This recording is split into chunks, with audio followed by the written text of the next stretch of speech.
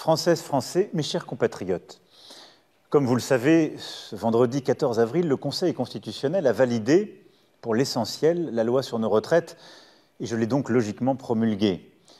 Les évolutions prévues par cette loi entreront en vigueur progressivement à partir de cet automne. Adoptés conformément à ce que prévoit notre Constitution, ces changements étaient nécessaires pour garantir la retraite de chacun et pour produire plus de richesses pour notre nation. Car en effet, alors que le nombre de retraités augmente, que notre espérance de vie s'allonge, la réponse ne pouvait pas être de baisser les pensions. Elle ne pouvait pas être non plus d'augmenter les cotisations de ceux qui travaillent. Et elle ne pouvait pas être, comme je l'ai beaucoup entendu, de ne rien faire. Car c'était alors laisser les déficits s'accumuler et notre dette augmenter pour les générations futures. Ces changements étaient donc nécessaires et constituent un effort, c'est vrai. Mais il est accompagné de mesures de justice, d'améliorations concrètes pour ceux qui ont eu des carrières longues, exercé des métiers les plus durs ou qui perçoivent des petites retraites. Travailler tous progressivement un peu plus, comme l'ont d'ailleurs fait tous nos voisins européens, c'est aussi produire plus de richesses pour notre pays tout entier. Et c'est ce qui nous permet d'être plus forts, d'investir pour notre quotidien et pour notre avenir. Et nous en avons besoin. Pour autant, cette réforme est-elle acceptée? À l'évidence, non. Et malgré les mois de concertation, un consensus n'a pas pu être trouvé, et je le regrette. Nous devons en tirer tous les enseignements. J'ai entendu, dans les manifestations, une opposition à la réforme des retraites, mais aussi une volonté de retrouver du sens dans son travail, d'en améliorer les conditions, d'avoir des carrières qui permettent de progresser dans la vie.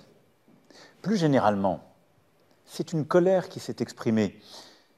Colère face à un travail qui, pour trop de Français, ne permet plus de bien vivre, face à des prix qui montent, qu'il s'agisse du plein, des courses, de la cantine.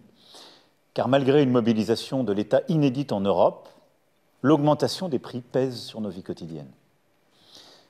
Cette colère, c'est aussi une colère parce que certains ont le sentiment de faire leur part, mais sans être récompensés de leurs efforts, ni en aide, ni en service public efficace. C'est toute cette colère que de très nombreux Français ont exprimée en manifestant, et pour l'immense majorité, dans le calme et le respect de nos institutions.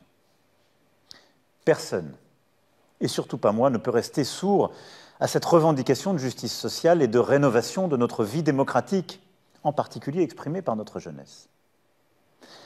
La réponse ne peut être ni dans l'immobilisme, ni dans l'extrémisme.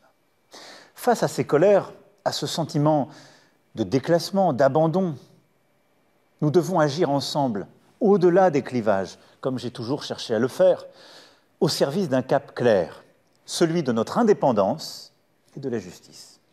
Oui, notre indépendance d'abord pour la France et pour l'Europe. Nous sommes un peuple qui entend maîtriser et choisir son destin.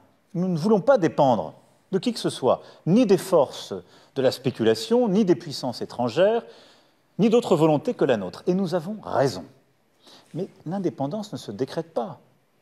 Elle se bâtit par des ambitions, des efforts au niveau national et européen, sur le plan du savoir, de la recherche, de l'attractivité, de la technologie, de l'industrie, de la défense.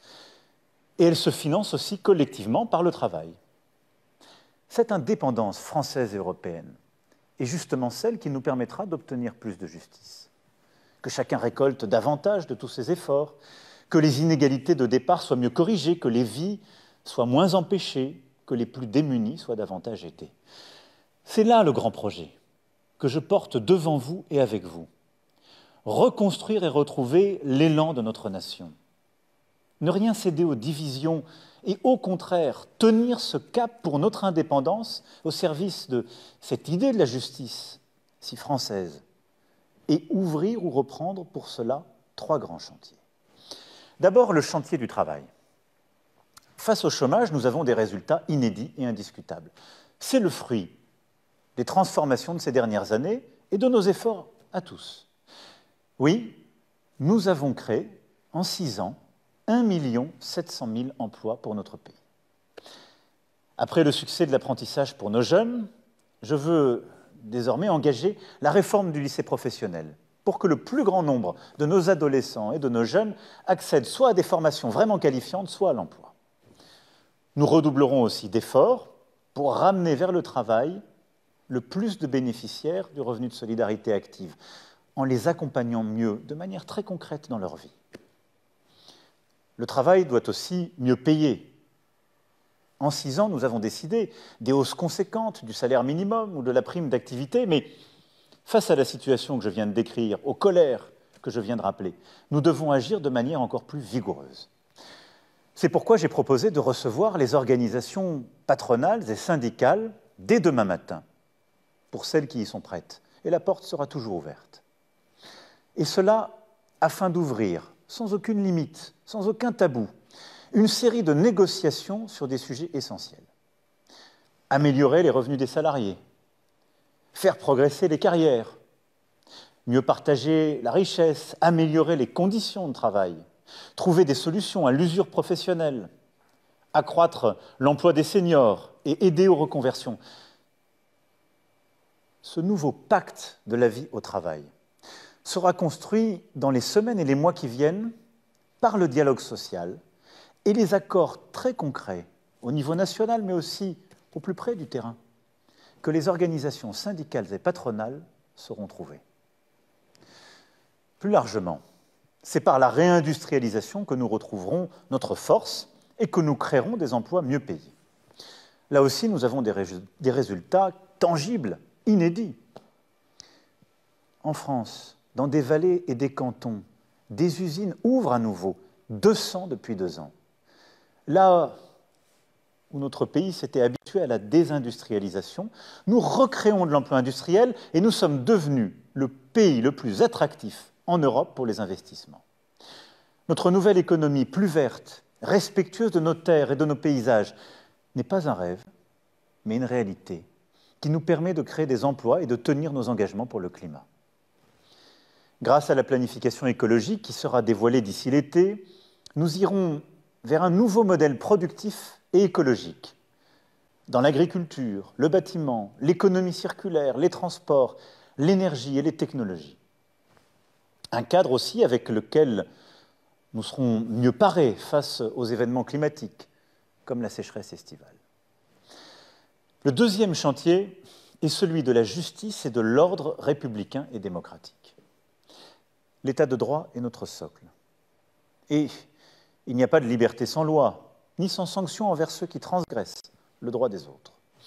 Dans ce but, nous continuerons à recruter plus de 10 000 magistrats et agents, continuerons d'améliorer le fonctionnement de notre justice, et nous sommes en train de créer 200 brigades de gendarmerie dans nos campagnes.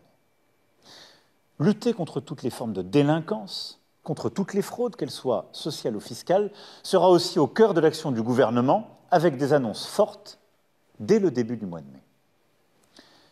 Nous renforcerons aussi le contrôle de l'immigration illégale, tout en intégrant mieux ceux qui rejoignent notre pays.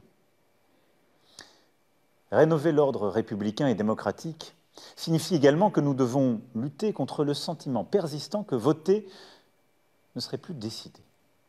Je proposais à cet égard, en lien avec la présidente de l'Assemblée nationale, le président du Sénat, le président du Conseil économique, social et environnemental, des grandes pistes pour que le fonctionnement de nos institutions gagne en efficacité, mais aussi en participation citoyenne, comme nous venons d'ailleurs de le faire avec la Convention citoyenne sur la fin de vie. Le troisième chantier, enfin, est celui du progrès. Progrès pour mieux vivre. Je veux que chacun d'entre vous retrouve la certitude que nos enfants pourront bâtir une vie meilleure. Et ce sont nos services publics qui devront porter cette espérance, de la petite enfance au grand âge.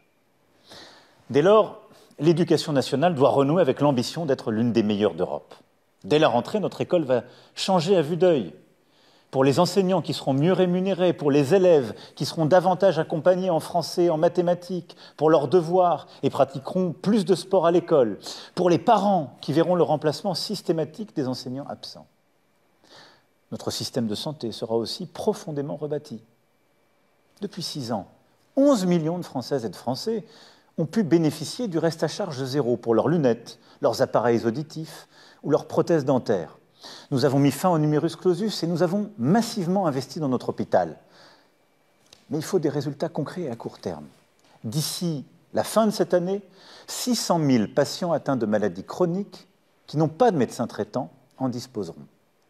Et d'ici la fin de l'année prochaine, nous devrons avoir désengorgé tous nos services d'urgence. Et pour les quelques 10 millions d'entre vous qui vivez dans les quartiers les plus défavorisés, dans les zones rurales les plus en difficulté, dans nos territoires d'outre-mer, nous trouverons là encore des solutions concrètes pour améliorer la vie quotidienne. Mes chers compatriotes, ensemble nous avons fait face à l'épidémie, à de nombreuses crises depuis 6 ans, à tant de périls. À chaque fois, j'ai cherché à libérer les énergies, à protéger les plus faibles, à tenir l'unité du pays, avec le seul intérêt de la nation comme guide. C'est le même esprit de responsabilité qui doit nous animer. Au moment où nous avons à relever sans attendre les défis du changement climatique, du vieillissement, des désordres géopolitiques, des révolutions technologiques comme l'intelligence artificielle ou les algorithmes. Je me rappelle, il y a 4 ans, presque jour pour jour, je m'exprimais sous cette forme devant vous. Notre-Dame de Paris venait de brûler. Et je vous disais, dès le lendemain, que nous rebâtirions en 5 ans. Que n'avais-je alors entendu? Et tous les commentateurs nous ont dit « impossible ». Pourquoi ce cap? Intenable. Eh bien, nous allons le faire. Nous allons le faire parce qu'une décision a été prise, mais surtout parce qu'il y a eu la volonté de chaque jour et la mobilisation de tous. Parce qu'il y a eu des milliers de femmes et d'hommes partout à travers le pays pour œuvrer ensemble et rebâtir. Eh bien, il doit en être de même pour les grands chantiers de la nation. Et c'est pourquoi je sollicite toutes les forces d'action et de bonne volonté, nos maires, nos élus, nos forces politiques, nos syndicats, tous ensemble. Je compte mieux les associer en relançant dès le mois de mai des coalitions et alliances nouvelles sur les bases solides du Conseil national de la refondation, au plus près du terrain. Et chacun d'entre vous avait un rôle à jouer. Il nous faut moins de lois, moins de bureaucratie, plus de liberté, d'action, d'expérimentation, de pouvoir d'initiative à l'échelle de nos vies. Oui, c'est cet élan national auquel je crois. Et ces 3 chantiers prioritaires constituent la feuille de route du gouvernement que la Première ministre détaillera dès la semaine prochaine. Ces 3 chantiers doivent nous rassembler les principaux responsables de la nation, et je m'y impliquerai. Et le 14 juillet prochain doit nous permettre de faire un premier bilan. Nous avons devant nous 100 jours d'apaisement, d'unité, d'ambition et d'action au service de la France. C'est notre devoir. Et je vous fais confiance, je nous fais confiance pour y arriver.